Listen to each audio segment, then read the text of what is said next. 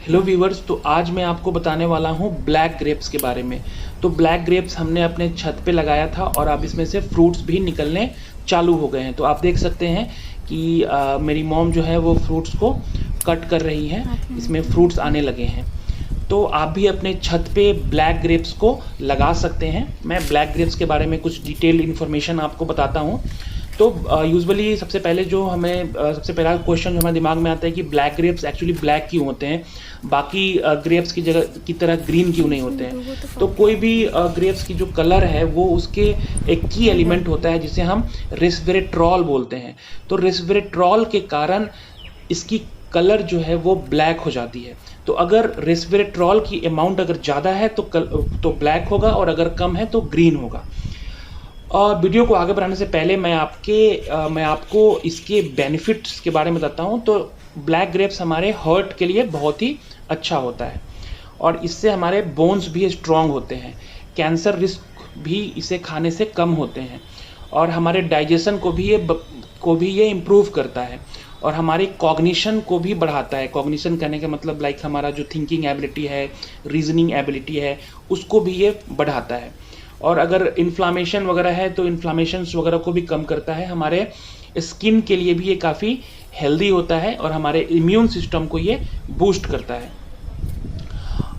Black grapes को wine में use किया जाता है। वाइन बनाने के लिए इसका बहुत ही इसका सबसे ज़्यादा जो यूज़ किया जाता है वो वाइन बनाने के लिए यूज़ किया जाता है।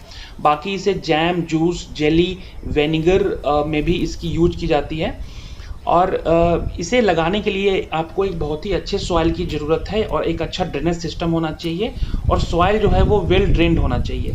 एक अच्छे सनलाइट की भी ज़रूरत होती है और पानी आपको हफ्ते में 2 बार आप डाल सकते हैं, जिससे जो सॉइल है वो मॉइस्ट रहे। और आप इसमें लाइट फर्टिलाइज़र का भी यूज कर सकते हैं।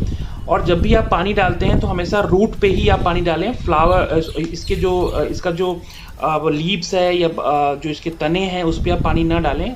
आप ध्यान रखें कि इस जो जड़ें हैं हम उसी में आप पानी डालें, क्योंकि ऐसा नहीं करने से प्लांट में डिजीज़ भी लग सकते हैं। तो ध्यान रखें पानी डालते समय कि इसके जड़े में ही आपको पानी डालनी है, जो इसके जड़ हैं उसी में पानी डालनी है। इसे ऑर्नामेंटल पर्पस के लिए भी यूज किया जाता है और लगाने से 8 महीने से साल भर के अंदर आपको फ्रूट्स निकलने स्टार्ट हो जाएंगे। कभी कभी 6 महीने पे भी फ्रूट निकलने स्टार्ट हो जाते हैं, लेकिन यूजुअली 8 से साल भर में फ्रूट्स निकलने स्टार्ट हो जाते हैं। आप इसे पॉट में लगा सकते हैं, बोनसाई में लगा सकते हैं या आप इसे ग्राउंड में भी लगा सकते हैं। तो आप देख लीजिए कि जो भी आपके पास अवेलेबल है। जैसे कि हमने तो यहाँ पे एक पॉट में ही लगाया है और काफ़ी अच्छा ग्रोथ हुआ है, जैसा कि आप वीडियो में देख भी सकते हैं। और आप इसे अर्ली स्प्रिंग में लगाएं और इसे लेट समर में हार्वेस्ट कर लें। काऊ मैन्योर का भी आप यूज कर सकते हैं और फर्टिलाइज़र में आप चाहें तो urea, ammonium nitrate and ammonium sulphate का भी यूज़ कर सकते हैं। और इसके जो रूट्स हैं वो काफ़ी ज़्यादा स्प्रेड होते हैं।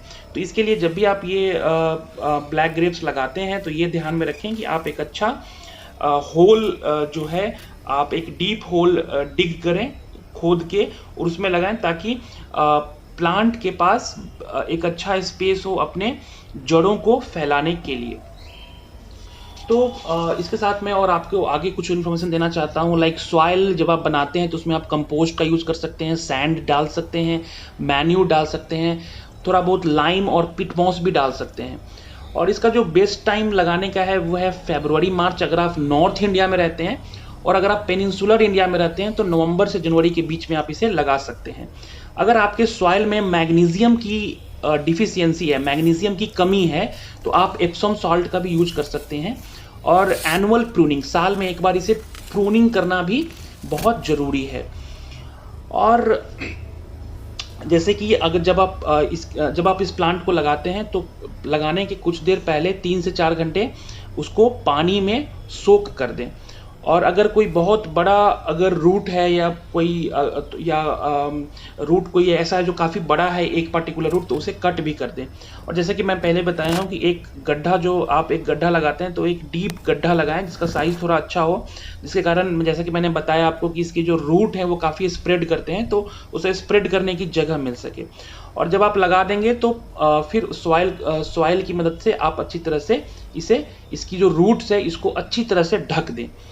और जैसे कि आप जानते हैं कि इसे सपोर्ट की ज़रूरत पड़ती है, तो अगर आप सपोर्ट देते हैं तो जो भी सपोर्ट देंगे ये उस पर क्लाइंब करेगा, और अगर सपोर्ट नहीं देंगे तो ये ग्राउंड पे ही फैल जाएगा। तो आपको अगर आप चाहते हैं कि सपोर्ट देना तो आप सपोर्ट भी दे सकते हैं, या अगर आपके पास अगर फेंस है, आपके गार्डन में अगर फेंस लगा हुआ है, एग्जिस्टिंग फेंस है, तो वो भी आप यूज़ कर सकते हैं सपोर्ट के लिए। क्योंकि ये जो प्लांट है ब्लैक ग्रेप, ये बहुत जल्दी इसकी जो डेवलपमेंट है, इसकी जो ग्रोथ है वो बहुत जल्दी होती है और काफ़ी हैप्पी होती है। तो ये चीज़ आपको ध्यान देने की ज़रूरत है। जैसा कि मैंने बताया कि इसे बहुत ज़्यादा पानी देने की ज़रूरत नहीं है, लेकिन लाइक 1 इंच ऑफ वाटर आप पर वीक दे सकते हैं। और वाटर देते समय ध्यान रखें कि रूट जोन में ही आप इसे वाटर दें। वीडिंग के लिए आप इसे लाइक सबसे बड़ी बात यह है कि हमें इसे विंटर सीजन में इसे बचाना होता है, क्योंकि कभी कभी विंटर सीजन में विंटर जो है इसे किल कर देती है। और आपको रेगुलर कोई अगर इंसेक्ट है या कोई पेस्ट है उसे आपको रेगुलर चेक करते रहना पड़ेगा, like downy mildew, powdery mildew, Japanese beetle, spotted wing drosophila, yellow jacket and lady beetle, ये सब कॉमन है, तो आपको ये भी चेक करते रहना होगा।